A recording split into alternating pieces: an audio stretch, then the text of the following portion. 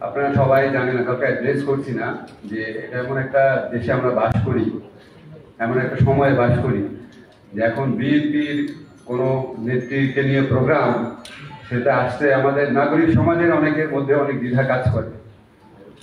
আমার মনে আছে এখানে ফখরুল ভাই আছেন, যখন বেগম খালেদা জিয়া ছিলেন 2018 সনের আগে, তখন যখন ডিপ্লোমেটদের জন্য পার্টি করা হতো, ইফতার পার্টি, সেখানে আমাদের সুশীল সমাজের অনেকেই আসতেন, যাদের কেউ কেউ আওয়ামী লীগের সাথে খুব ঘনিষ্ঠ বলে মনে করেন, ওনারাও আসতেন।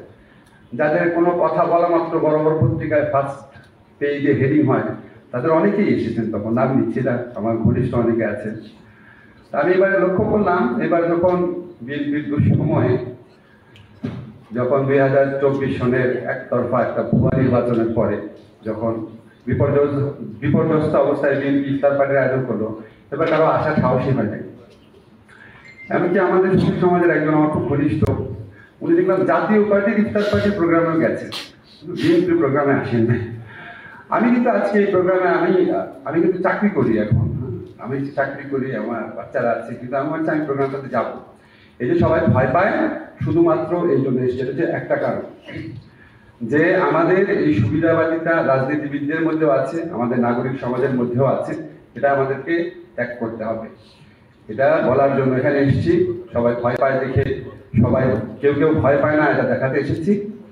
সেকেন্ড যে কারণে এসেছি সেটা হচ্ছে বেগম খালেদা জিয়ার প্রতি আমার ব্যক্তিগত শ্রদ্ধাবোধ। আমি কোনোদিন বিএনপির কোনো কিছুর সাথে ইনভলভ ছিলাম না। বিএনপি 2 বার ক্ষমতায় ছিল, আমাদের জমিরুদ্দিন সরকার আঙ্কেল আছেন, ওনার ছেলে আমার স্টুডেন্ট ছিল। আমাকে কোনোদিন কেউ বলতে পারবে না বিএনপির 2 বার ক্ষমতাকালে কোনোদিন বিএনপির কোনো মিনিস্টারের সাথে আমি দেখা করেছি, নেভার। তারা প্রত্যেকে পার্সোনালি আমার প্রচন্ড ক্লোজ ছিলেন, বিকজ আমি সাংবাদিক ছিলাম। আব্দুল হাই শিকদার ভাই জানেন, মান্নান ভুইয়া, ডক্টর খন্দকার মোশাররফ হোসেন, সালাম তালুকদার, ওনারা আমার এত ক্লোজ ছিলেন। মান্নান ভুইয়ার গাড়ি ছিল, উনি গাড়িতে করে আমাকে শাহবাগ নামিয়ে দিতেন মাঝে মাঝে যখন সাংবাদিকতা করতাম। তো আমি কিন্তু কোনোদিন কখনো, বিএনপি 2 টার্মে ক্ষমতায় ছিল, কোনোদিন কোনো মিনিস্টারের অফিসে বাসায় কোনোদিন কখনো যাইনি। কিন্তু আমি আজকে প্রোগ্রামে এসেছি, সেটা হচ্ছে আমার বেগম জিয়ার প্রতি ব্যক্তিগত শ্রদ্ধাবোধ। এটার মধ্যে কোনো ভান ভনিতা নাই। আপনারা দেখেছেন, আমি টেলিভিশনে সবসময় বলি যে প্রেসিডেন্ট জিয়াউর রহমানের প্রতি আমার শ্রদ্ধাবোধ, বেগম জিয়ার প্রতি আমার শ্রদ্ধাবোধ। আমার এই শ্রদ্ধাবোধের জন্ম কোনো সুবিধাবাদের কারণে না। আমরা যখন ছাত্র ছিলাম, প্রচন্ডভাবে চাইতাম এরশাদের পতন হোক। তখন আমরা 2 নেত্রীকে পাশাপাশি রেখেছিলাম। একজন যারা নির্বাচনে যাবে তারা জাতীয় বেঈমান বলে কয়েকদিন পর নির্বাচনে গেছেন, আরেকজন সংসদে একা বাইরে থেকেছেন। তখন কিন্তু জামাতও গেছে ইলেকশনে, 86, এটা আপনাদের ভোলা উচিত না। 86-এ জামাত, জাতীয় পার্টি, আওয়ামী লীগ সবাই ইলেকশনে গেছে। তখন বেগম জিয়া যখন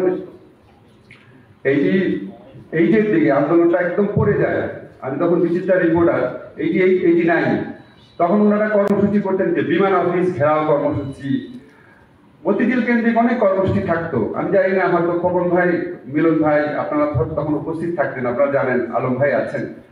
তুমি দেখতাম পুলিশ ধাওয়া করতো, উনি বিচিত্রা অফিসে চলে আসতেন, অল্প কিছু লোক। তো আমার কাছে মনে হতো সবাই আপোষ করে ফেলেছি এরশাদের সাথে, উনি একা একা লড়ে কি পারবেন? মানে একটু মায়াই লাগতো আসলে। খুব ঘর্মাক্ত অবস্থায় ছুটে পুলিশের তারা খেয়ে এখানে আসতেন, তারপর আবার কর্মসূচি দিতেন, আবার সবাই সব আন্দোলন বন্ধ করে দিচ্ছে, উনি একা করতেন।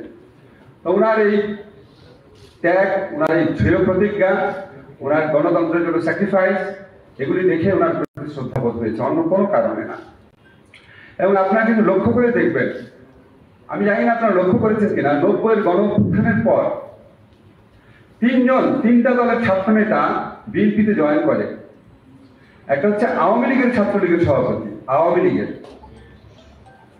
খালিদ ভাই আছেন তো, আওয়ামী লীগের ছাত্রলীগের সভাপতি। একটা হচ্ছে ছাত্র মৈত্রীর সভাপতি, স্বপন ভাই আছেন, ছাত্র মৈত্রী। আর হচ্ছে ছাত্র ইউনিয়নের সভাপতি মুস্তাফিজুর রহমান বাবু। আপনি চিন্তা করে দেখেন, সিপিবির ছাত্র সংগঠন, আওয়ামী লীগের ছাত্র সংগঠন, রাশেদ খান মেননের দলের ছাত্র সংগঠন, তাদের সভাপতিরা বিএনপিতে জয়েন করেছিল। কেন করেছিল? তারা পাশাপাশি 2টা নেত্রীকে দেখেছিল। তো আমাদের এই শ্রদ্ধাবোধটা ওখান থেকে এসছে, এবং ওনাকে পদে পদে ওনার স্যাক্রিফাইস দেখেছি। আমি সাংবাদিকতা থেকে দূরে সরে গেলেও সারা জীবন লেখালেখি করেছি। টেলিভিশনে টক শোতে গিয়েছি, সবকিছু খুব ক্লোজলি ফলো করেছি। আমার কাছে মনে হয় উনি এত দেশপ্রেমী, এত ভালোবাসেন দেশকে, এটা আমাকে অভিভূত করে দেয়। যখন বেগম জিয়ার বিচার হয়, এই বিচারের মধ্যে বিতর্কিত কিছু এলিমেন্ট আছে, বিতর্কিত বিচার ছিল, সেটা নিয়ে আমি লিখেছি, বলেছি, মিজানুর রহমান খান লিখেছেন, আপনারা লিখেছেন, আপনারা বলেছেন, এইভাবে বলা না। এই যে এতগুলা বছর উনি জেলে আছে, বিএনপিতে কত বড় বড় দেখি আপনার আইনজীবী নেতা আছেন, ঝগড়া করতে করতে আবার একজন একজনকে বহিষ্কারও করেন, ইলেকশনে জিতেন, এত আইনজীবী, বড় বড় আইনজীবী আছেন, আপনারা কেউ কি থরো রিসার্চ করেছেন এই মামলাটা বিচারের মধ্যে কি কি অসঙ্গতি ছিল? আপনারা কি এটা ইন্টারন্যাশনাল যে জুরিস্ট কাউন্সিল আছে, হিউম্যান রাইটস অর্গানাইজেশন আছে, তাদের কাছে দিয়েছেন যে বিচারটা ফ্লড একটা বিচার? দেন নাই। কেন দেন নাই? আমার নিজের মনে প্রশ্ন বারবার আসে, আশ্চর্য কথা, এত বড় একটা সংগঠন, আপনাদের বেগম জিয়া ছাড়া আছে কি? উনি নাই, আপনারা নাই। উনি হচ্ছে অবিসংবাদিত একজন নেত্রী, ওনাকে এইভাবে জেলে রাখা হয়েছে। এই যে বিএনপির আইনজীবীরা আছেন, বিএনপিতে কি মিডিয়া সেল আছে, রিসার্চ সেল আছে, নাকি জানি না, আপনারা এই বিচারে কি কি অসঙ্গতি আছে সেটা খুঁজে বের করার মতো ক্ষমতা অবশ্যই বিএনপি পন্থী আইনজীবীদের আছে, অনেক আছেন, অনেক বড় আইনজীবী। ইন্টারন্যাশনাল যে ফোরামগুলো আছে, হিউম্যান রাইটস অর্গানাইজেশন, জুরিস্টের অর্গানাইজেশন, এখানকার এমবিসি, সেখানে কি আপনারা বলতে পেরেছেন?